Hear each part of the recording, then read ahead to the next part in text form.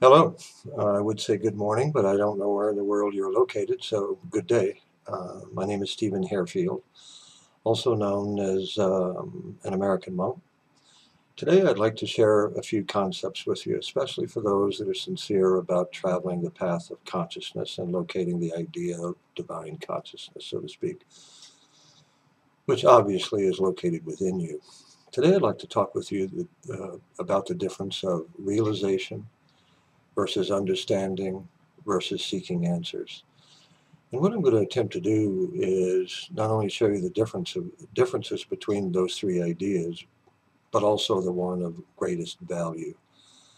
When we look for answers, that's a wonderful thing if it's for the workaday world, or if you are problem solving for the workaday world, or if you're involved in taking tests, exams, or figuring out mathematical equations. But on the journey of consciousness, answers can be very limiting. And the truth is, answers are limiting to a great extent, especially if we believe implicitly in the answer that we believe that we have. When you're looking for an answer about yourself, you're looking for an illusion. Questions are fine when one is seeking the idea of consciousness, but it depends on what you do with the question after that. In fact, if you really think about it, to find an answer, you have to have a question first, and as already offered you. In the workaday world, that's a fine thing between 8 and 5. But on the path of consciousness, an answer will not give you the understanding that you actually seek. An answer is an end result. In truth, if you look in your life, and the moment you have an answer about you, what generally happens? Doesn't everything in that moment change? So what you really had about you was a level of understanding, but it was not an answer. You see, an answer being an end result, and the idea of consciousness, that simply won't work. And the idea of living in life, that also simply won't work. Why? Because in life, the idea is an infinite being, and answers put things in a finite form. And when we put things in a finite form, then an answer won't assist you, at least in the path of consciousness, so to speak. It will hinder you, it will hamper you, and even possibly take you off of course from the idea of consciousness.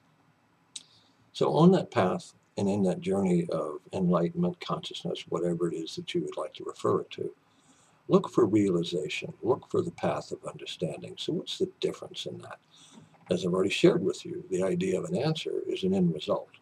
You are not an end result. Oh, yeah, sure, your body might be, but the body is not as limited as we tend to perceive it to be, because we have that all based on answers. Answers always occur out of the analytical side of being, and we always have to have that question first to locate that answer. And that's fine to an extent. But the path of consciousness, the path of enlightenment, is an open ended idea. The people that I know personally that journey this path of consciousness come to realize that the more they know, the more they realize they don't know, because of the idea of infinity. And the idea of realization, it's realizing who you are and then allowing yourself to live with that realization. You see, on the path of consciousness, if I were to say to you, there's nothing really to look for. I know personally this. When I first began my journey, obviously it was the day I was born, but when I began to do it consciously, and when I went to India, went there looking for all the secrets, and I can certainly share you this idea. There's no such thing as a secret. If there were a secret, it would remain that way, and no one would ever know what it was. So the biggest thing I found while being in India is there were no secrets. There were only realizations, self-realized. In fact, what do you think self-realization actually means? Never heard it stated self-answers, because that simply just cannot fit. It's self-realization. How does that work? By realizing that you are already what you seek. I had a conversation with a client earlier today, and we got on a similar subject as this. And the thing that I wanted her to realize is that she is already that understanding. It's just we don't know really what to look for when it comes to that. And by the way, looking for anything means you do not have what you have. But one of the things also that my teacher shared with me when I was in India was this concept. One day, Master Lab Singh looked at me and he said, "Young man, what is it that you seek?" And I told him everything I wanted to be and wanted to become. And he looked at me then and said, "Good, you will never find it." Of course, imagine my shock. And then he smiled at me and said this, "Stephen, when you seek something or you look for something, it means you do not have what you seek. That also means because you're continuing to seek it, it means you'll never find it. But the moment you stop seeking it, it will find you." And that's the day that he engaged me in the concept of realization and being self-realized. Part of the path, and as you know, I did one of my other videos a few weeks back, and one of the keys to full self-realization actually begins with the idea of implicit self-acceptance. You are who you are, and that, at least as far as the body is concerned, is not that much you can do about it.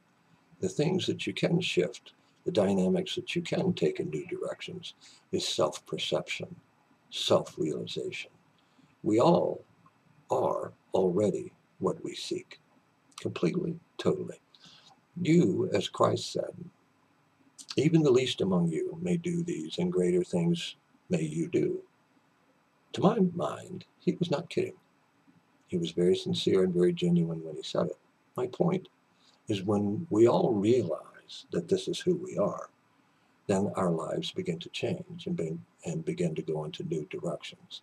Self-realization means implicit self-acceptance and that there's nothing to look for other than implicit understanding of everything about you.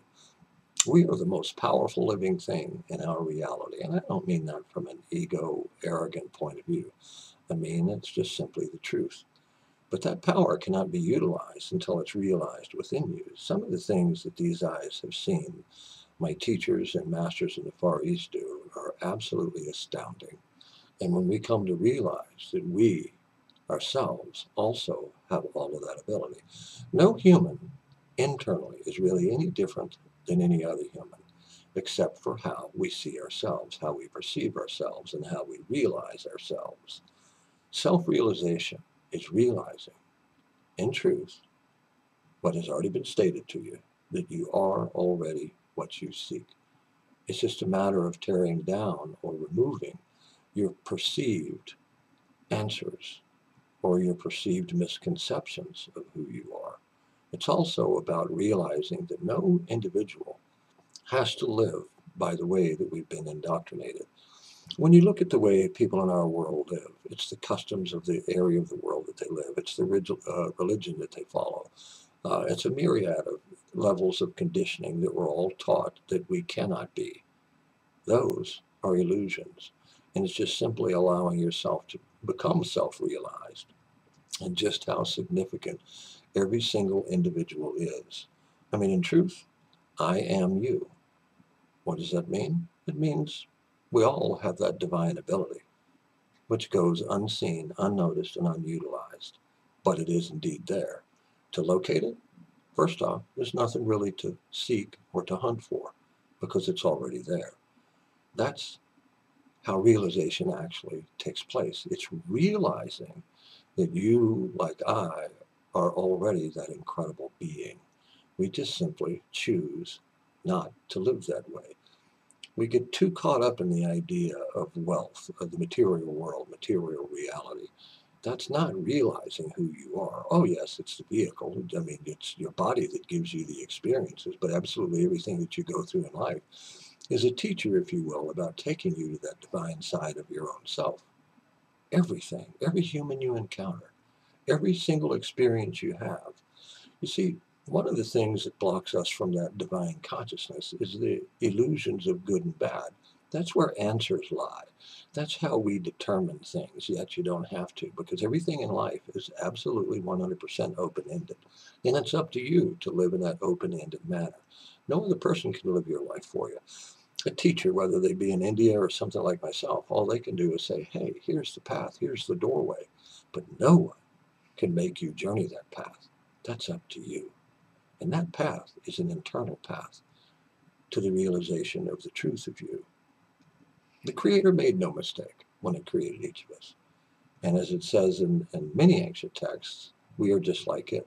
So why don't we go for it? Why don't we attempt to live that? Because we've made the external world too important.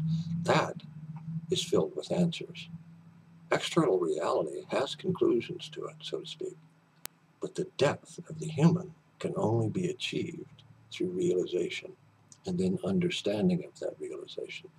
To be self-realized, in essence, is understanding yourself so much so that there's no need to question any idea about you. And any human being can do that. That's what realization is really about. That's the real key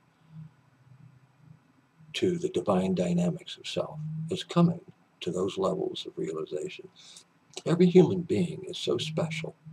It's an individual expression of your own divine creation. Yes, your own. Your soul did it. And that's the part that we can bring forth. That's the part where the truth of realization resides, is through the eyes of the soul, the thing within you. If you bring that forth through realization, everything about your life becomes extremely fluid and deeply harmonic. And to that, there's no question. It's always the seeking of answers that brings about confusion and or struggle. On the phone? And it's my desire to awaken you all to the truth of your own being. And that can only come through realization. And it's the realization that it's the greatest value. Sure, it may seem to some of you that this might be insignificant, but it isn't. Stop looking for answers of yourself. You are an open-ended book. There's so many pages in your life that are yet to still be written. And when you lock yourself into the understandings of limited answers, then you are locked in to just being physical. And we are so much greater than that. The truth lies within, and that can only be arrived at through self-realization. Learn to appreciate yourself to where there are no more questions about you. There's no need to find any more answers about you. When you do that, you've come to the greatest part of being, a radiant path of divine consciousness. Thank you. I hope you folks enjoy this video. I do appreciate the comments that you place. Share my channel with others if you wouldn't mind. I'm all about attempting to wake up human to the truth of themselves. I'm Stephen Hairfield. You can find out more about me by going to my website at www.hairfield, that's HAIRFIELD.com. Shanti Satyam, in Hindi, that means peaceful truth. And that would take you to the idea of divine consciousness. Thank you.